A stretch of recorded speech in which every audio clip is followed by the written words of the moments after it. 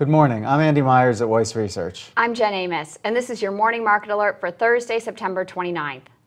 Stocks on Wall Street may turn higher again today after a steep late sell-off on Wednesday.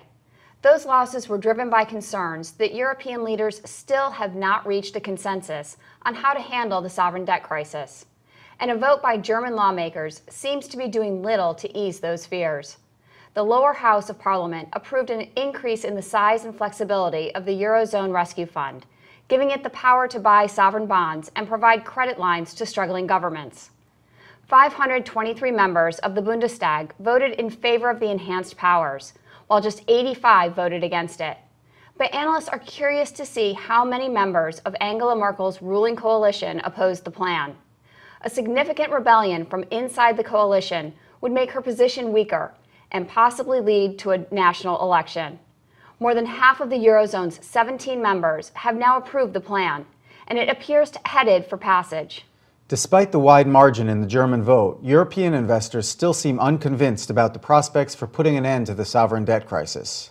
Stocks across the continent are broadly lower, but the euro continues to rebound against the US dollar. The shared currency is now back above $1.36, after dropping below the 134 mark earlier this week.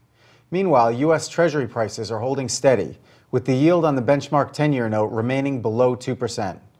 The relative weakness in the dollar today is helping oil prices recover some lost ground. Crude is now approaching $82 a barrel, but gold continues to trend lower. The precious metal is down another $4 this morning to about $1,615 an ounce.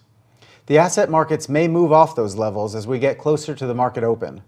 Investors are reacting to the weekly data on jobless claims as well as the final reading of second quarter gross domestic product. We'll bring you all those numbers after the opening bell. Speaking of economic growth, Federal Reserve Chairman Ben Bernanke issued a strong warning about the challenges facing the U.S. economy. He called the weak labor market a national crisis that required attention from the White House and Congress. Specifically, he pointed to the stubbornly high unemployment rate, which is stuck above 9%, and the fact that 45% of those people have been out of work for 6 months or more. Bernanke called for policies that would help them find work, train for work, and retain their skills. The Fed chairman didn't outline how he would fix the problem, but recently, central bank officials have floated a plan that would allow homeowners who owe more than their homes are worth to refinance. Bernanke said such a policy would allow historically low mortgage rates to have more effect and help the economy recover. On the corporate front, the stock getting the most attention ahead of the bell is Advanced Micro Devices. The chipmaker cut its revenue and gross margin estimates for the current quarter, due partially to manufacturing issues at a German plant.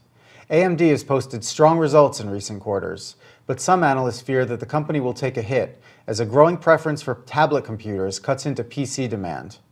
Following the outlook cut, Bank of America Merrill Lynch downgraded AMD from neutral to underperform and lowered its price target on the stock.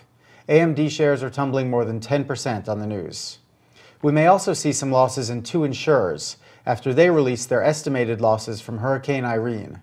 Chubb pegged its pre-tax losses at $400 to $475 million, while Kemper said it expects catastrophe losses to total $22 to $27 million. That's the latest from Weiss Research. We'll be back after the opening bell with all the market-moving action, including the day's two big economic reports.